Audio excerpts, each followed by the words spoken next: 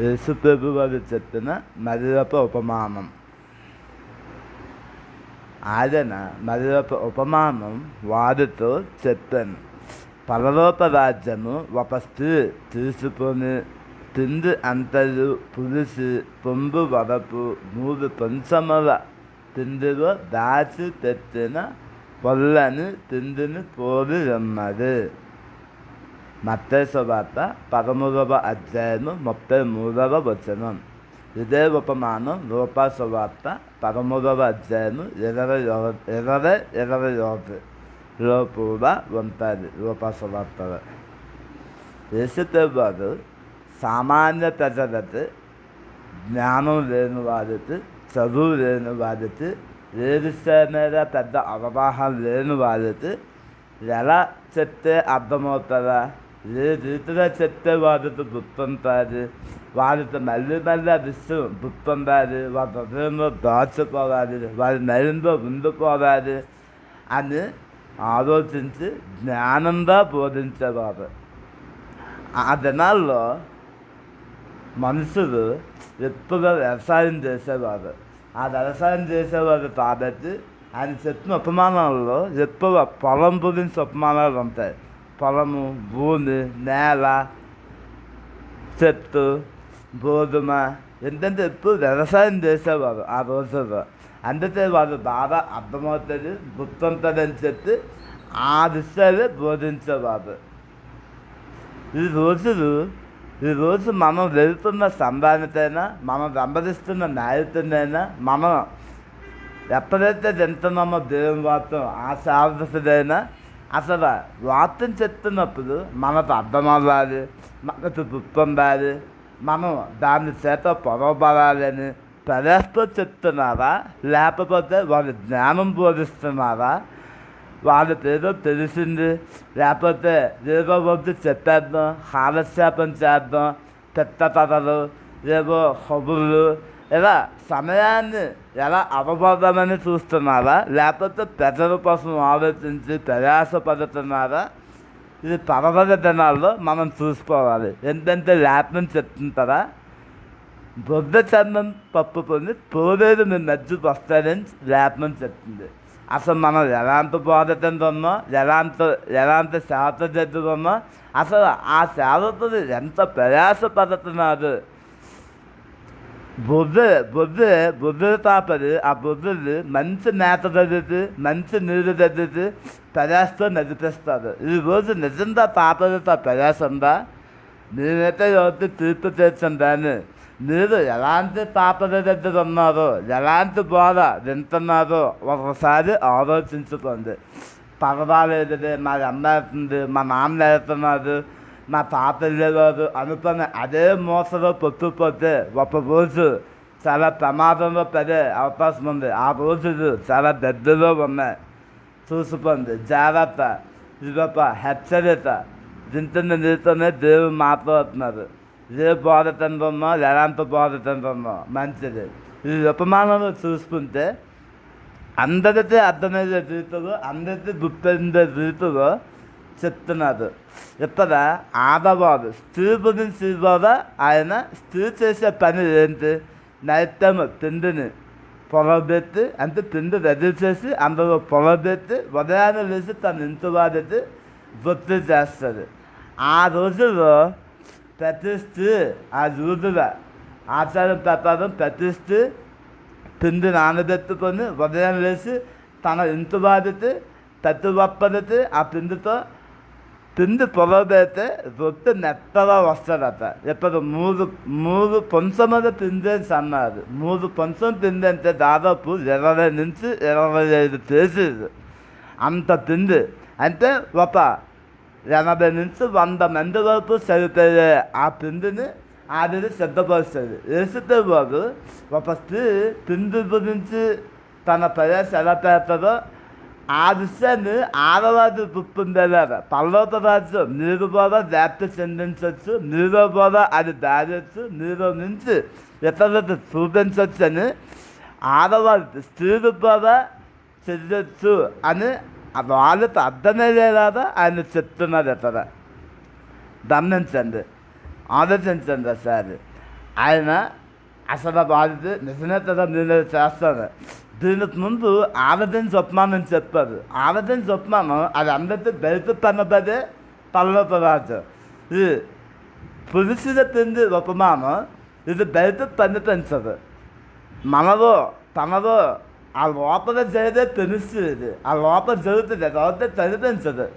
చూడండి, మనం పెరుగు పొలబెట్టినప్పుడు చిన్న చేసేస్తాం, వదంతి పెరుగంతా అయిపోద్ది. పాలు మరబెట్టి అంత చిన్న వేస్తే అది ఎప్పుడు చదువుతుందో మనకు తెలియదు. అలాగే ఈ ఈ పొలని పిండి కూడా అందరూ వేస్తే ఉదయంత అది పొంది అందరికీ సరిపోయినంత దీనిగా అది తయారవుతుంది. అలాగే స్త్రీలు కూడా మీరు దేవుని వార్తని లోపల పెట్టుకోండి. ఈ పొలని పిండి గురించి బైబిల్ అనేది హెచ్చరికలు నిరుతుగా ఇచ్చింది. శాస్త్రులు పరిశీలి పురుషుని పిండి గురించి జాగ్రత్తగా ఉండండి, పురుషుని పిండితో మీరు జాగ్రత్తగా ఉండండి అని చాలా విషయాలు హెచ్చరిక ఇచ్చింది. కానీ ఎప్పుడు పురుషుని పిండి మన ఒక ఆత్మీయస్థితిని గుర్తు చేస్తుంది. అంటే ఇది చెడుగా చాలా చోట్ల చెప్పినా ఇప్పుడు మాత్రం మంచిగా చెప్తున్నారు. అది కొంచెం అంటే దేవుని మాట ఇప్పుడు మీరు విన్నాపరా, ఆయన బోధ చేస్తున్నప్పుడు నేను బోధ చేసినప్పుడు నువ్వు విన్నాపరా, ఇది నీ హృదయంలో తీసుకొని దాని ద్వారా నువ్వు ప్రారంభిస్తే, దాని ద్వారా నువ్వు ప్రయత్నం చేస్తే, నువ్వు చిన్నది ఎలాగైతే వేస్తావో పిండిలో మరింత పెద్దదిగా మంచిగా ఎలాగైతే జరుగుతుందో ఒక రోజు నీలో నుంచి కూడా అది జరుగుతుంది, అది వస్తుంది, అలా అవుతుంది అని దేవుని లేఖనం ద్వారా అని చెప్తున్నారు. ఈరోజు చాలామంది ఆడవారు స్త్రీలు అనుకుంటారు, నేనేం చేయగలను, మా వల్ల ఏమవుతుంది, మా వల్ల అవ్వతుందా, ఇది దేవుని పని అంటే మగవాళ్ళు చేయవలసింది లేకపోతే ఇంకో చేయవలసింది. కానీ ఇక్కడ స్త్రీ అని కూడా మెన్షన్ చేసి ఆడవాళ్ళ వల్ల కూడా అవుతుంది, పల్లవ రాజ్యం చూపించవచ్చు, పల్లవ రాజ్యం మీతో ఉంది, మీరు ఎత్తడతో చూపించవచ్చు అని యేసుప్రభు వారు చెప్తున్నారు. యేసుప్రభు వారు బైబిల్ ఆడవారికి ఇచ్చినంత ఇంపార్టెన్స్ ఈ రూపంలో గ్రంథాలదని, ఈ రూపంలో దేవునిదని, ఈ రూపంలో ఉన్నవారిదని చెప్పదు ఇవ్వలేదని చెప్పవచ్చు. ఎందుకంటే ఆయన భూమి మీద రావడానికి నరరూప మానవుగా రావడానికి ఒక స్త్రీని ఆయన ఎన్నుతున్నారు, ఒక ఆడవాళ్ళ దబ్బాన్ని ఆయన తీసుకున్నారు, ఈ భూమి మీద వచ్చారు. అలాగే ఆయన చనిపోయిన తర్వాత పునరుద్ధానం జరిగిన తర్వాత కూడా ఆడవాళ్ళతో ఫస్ట్ పనబడ్డారు, స్త్రీతో పనబడి ఆయన ఒక పునరుద్ధానం తర్వాత తెలిసిన సువార్తను ద్వారా ఆడవాళ్ళ ద్వారానే తెలిసింది. ఆయన తెలిసారు, ఆయన సమాధి తాళి పొందని ఫస్ట్ ఆడవాళ్ళే చూశారు. ఇంత గొప్ప ధన్యత ఎవరికైతే లేదు, స్త్రీలకి అంత గొప్ప ధన్యత ఇచ్చారు. అలాగే బైబిల్ గ్రంథంలో మనం చూస్తే అనేక మంది ఎంతో మంచివారు, ఎన్నో కార్యాలు చేసిన కూడా ఉన్నారు. జ్ఞానవంతురాలు తన ఇల్లు పట్టుకుంటుంది అని బైబిల్ చెప్తుంది. మనము ఒక స్త్రీగా నువ్వు ఉన్నావంటే నువ్వు జ్ఞానంగా ఉండి ఇల్లు తడతావా, నీ కుటుంబాన్ని, నీ పిల్లల్ని, నీ యొక్క రక్తబంధువులు, నీ చుట్టుపక్కల ఉన్నవాళ్ళు ప్రతి ఒక్కరు రక్షిస్తావో, లేకపోతే నరకాన్ని తీసుకెళ్ళిపోతావో, లేదా పల్లరూపాన్ని తీసుకెళ్ళిపోతావో, వస్తే ఓ అత్త, ఓ తల్లి నీ చేతిలోనే ఉంది. దేవుని లేఖనం అదే చెప్తుంది. జ్ఞానవంతురాలు ఇల్లు తడతాడంట, మూడురాలు పెరుగుతుంటాడంట. దేవుడు అవకాశం ఇస్తున్నారు. నువ్వు వంట దగ్గర తెలియప్పుడు నువ్వు చేసేది ఎన్నో పనుల ద్వారా దేవుని రాజ్యం గురించి, దేవుని యొక్క సువార్త గురించి ఆలోచించవచ్చు. అప్పటి నుంచి మొదలైంది నువ్వు అనేక మందికి రొప్పించేదానిగా ఉంది, అనేక మందిని మార్చాలి. నీ జీవితం ద్వారా, నీ మాట ద్వారా, నీ ప్రవర్తన ద్వారా, నీ ఆలోచన విధానం ద్వారా, నువ్వు చేసే ప్రతి పని ద్వారా నువ్వు చూపించాలి, నువ్వు చెయ్యాలని యేసుప్రభువారు కోరుకుంటున్నారు, అవకాశం ఇస్తున్నారు. నా వల్ల ఏమవుతుందిలే, నేను చెయ్యలేనులే అని అనుకోవద్దు. నీ వల్ల చాలా అవుతుంది, నువ్వు చాలా చెయ్యగలవు. ఆలోచించండి. ఒక వ్యక్తితో మాట్లాడకూడదు అనుకుంటే సంవత్సరమైనా 10 సంవత్సరాలైనా మనం మాట్లాడడం. అంత పట్టుదల ధైర్యం వారు స్త్రీలు.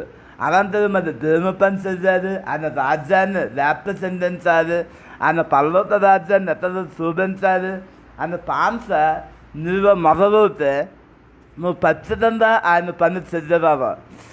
ఆ పిండి కొంచెము అంత ఎక్కువ పిండిలో పడితే అదంతా ఉదయానికి ఎలా సిద్ధమవుతుందో ఈరోజు దేవుని వాక్యాన్ని నీ హృదయంలోకి ఆహ్వానించు.